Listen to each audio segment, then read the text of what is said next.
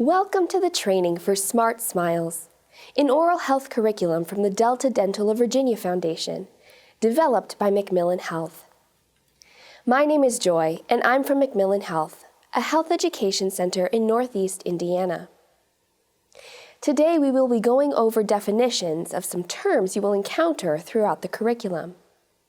We'll then talk about how oral health impacts your students in terms of both their overall health and their success in school. Next, I'll cover the basics of oral health and oral hygiene. Last, we will talk about how to use the Smart Smiles curriculum with your students. Some of these terms may seem basic to some of you, but we want to make sure everyone is on the same page and understands them in a way that will be useful to you as you talk to your students about their oral health. There are three main types of teeth. Incisors are your teeth in the front. They have a flat, sharp edge that is used for cutting. These are good for biting into foods like bread or an apple. Next to these are the cuspids, or canines as they are commonly called. These have a pointy, sharp edge and are used for tearing foods. These are good for eating meats and tougher foods that you can't bite as easily with your incisors. In the back are the molars. These are mostly flat and are used to grind foods. These are great for crushing up fruits, vegetables, and nuts. Primary teeth are the teeth we usually hear called baby teeth. Most children will have all 20 primary teeth by the time they are 3 years old and will start losing them around 6 years old. When we lose our primary teeth, the permanent or adult teeth start coming in right behind them. We have a total of 32 permanent teeth, although some people's wisdom teeth don't come in before they are removed. Plaque is a sticky film that starts covering our teeth every time we eat or drink anything other than water. It is a mixture of saliva and bacteria. As you will see shortly, the bacteria in plaque is what leads to cavities. It is important to remove plaque with brushing and flossing. If plaque is not removed, it can harden and will turn into what we call tartar.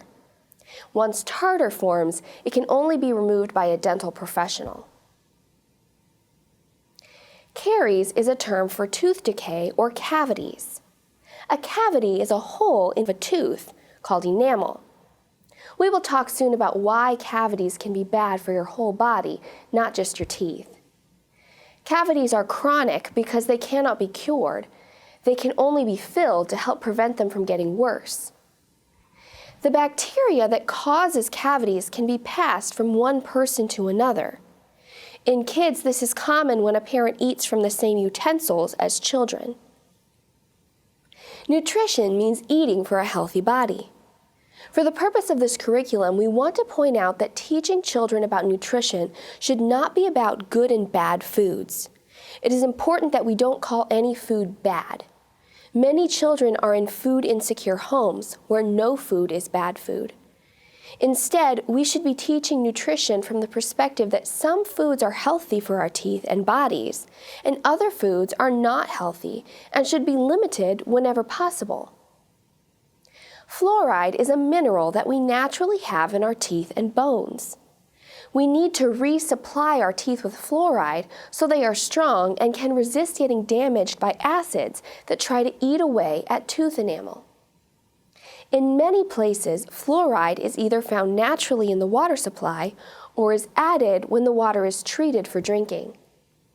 Fluoride in water certainly helps, but to have the strongest teeth possible, it is important to use oral hygiene products with fluoride.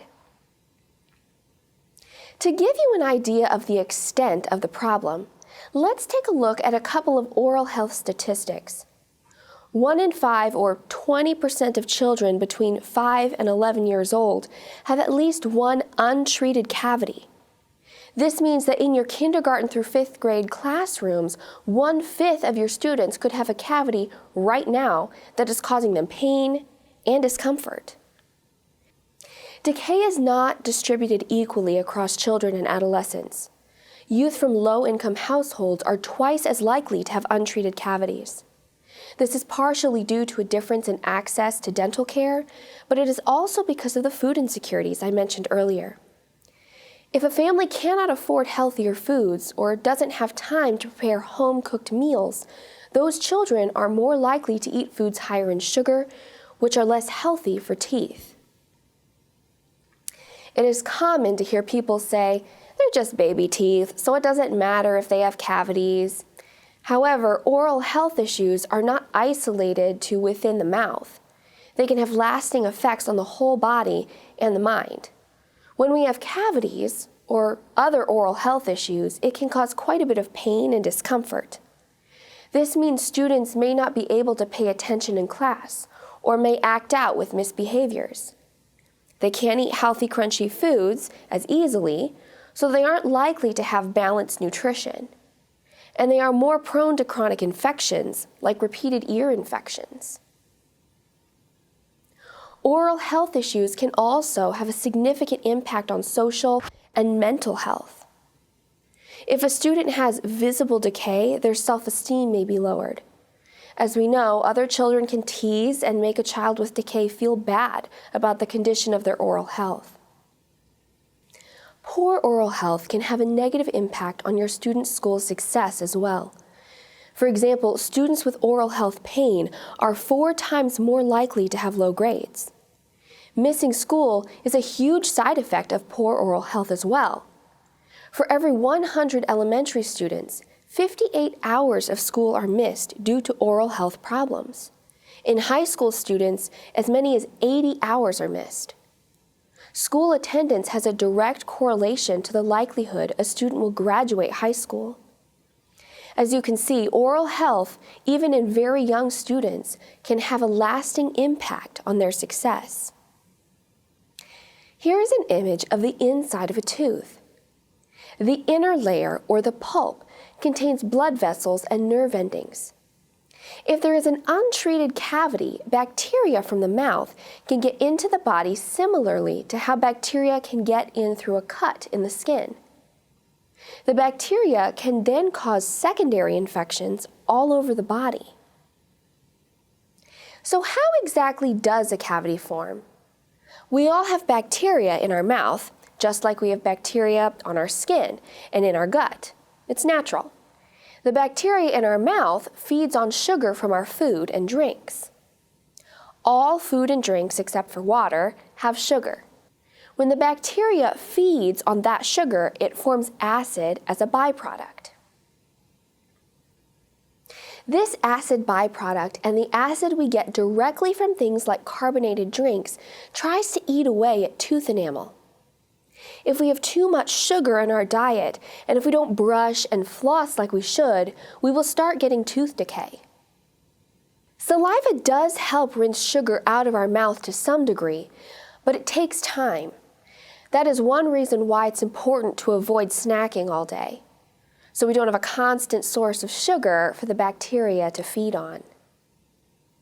Now that we've learned about the reasons why oral health is so important, let's take a look at what regular oral health care should look like.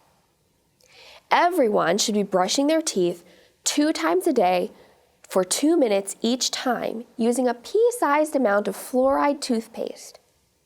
When you talk to your students about this, it might be a good idea to practice what 2 minutes is. For example, their favorite song might be 2 minutes long, or it might take 2 minutes to walk from the classroom to the lunchroom. We should also be flossing once a day. Younger students may need help from a parent or a caregiver when both brushing and flossing.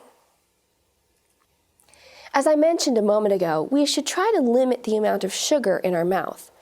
This means limiting the sugar we eat and drink, but also drinking plenty of water to rinse the sugar down, and limit eating to meal and snack times instead of grazing all day long.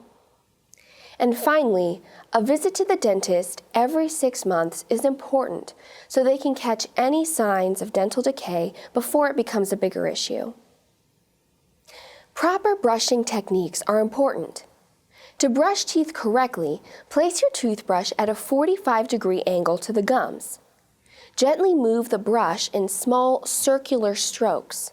Brush the outer surfaces, the inner surfaces, and the chewing surfaces of the teeth.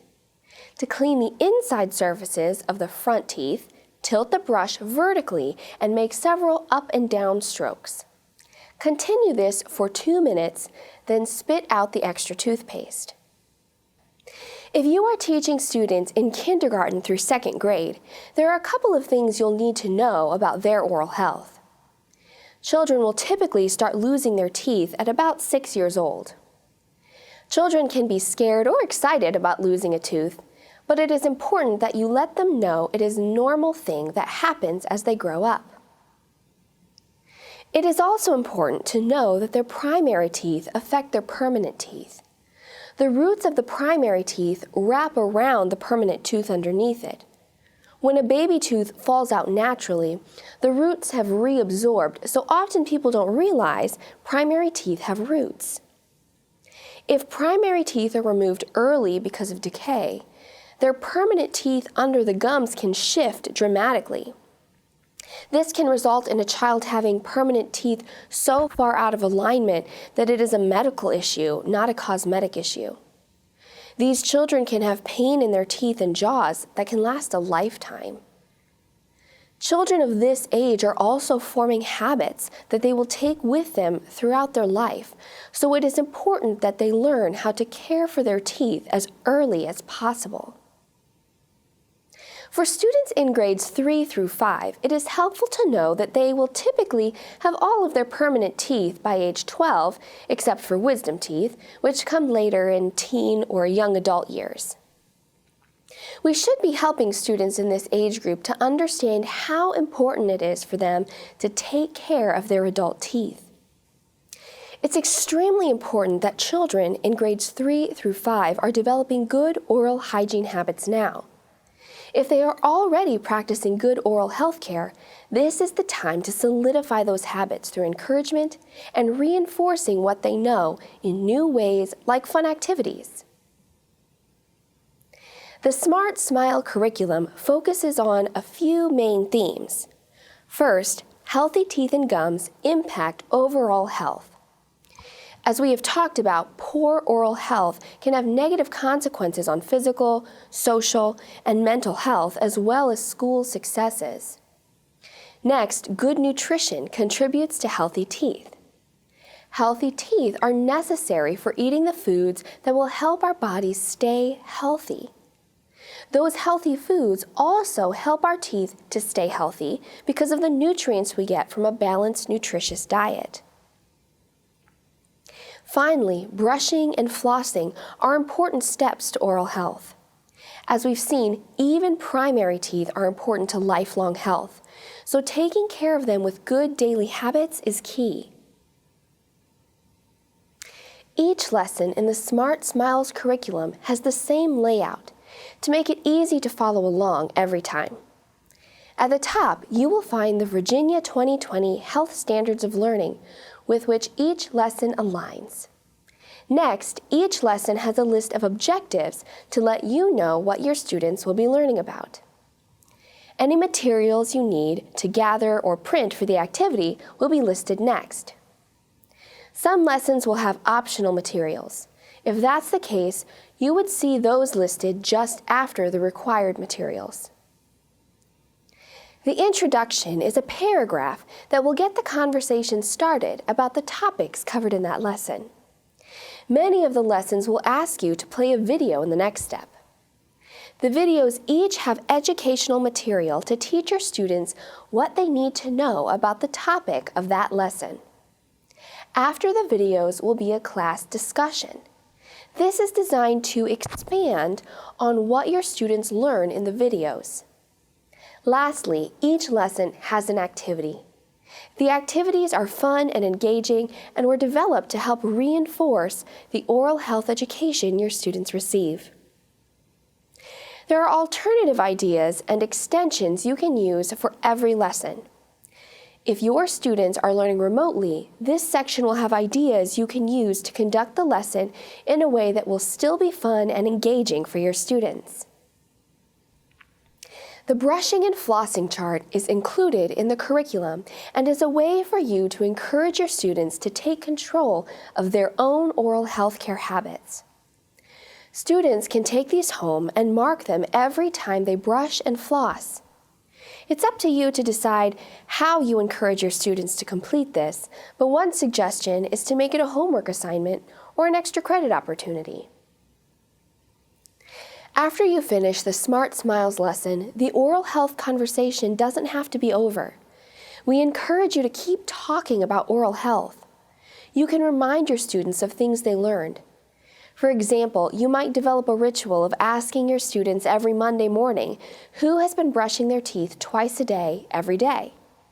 Continue talking about eating a nutritious diet around snack and meal times, and keep encouraging good oral hygiene habits.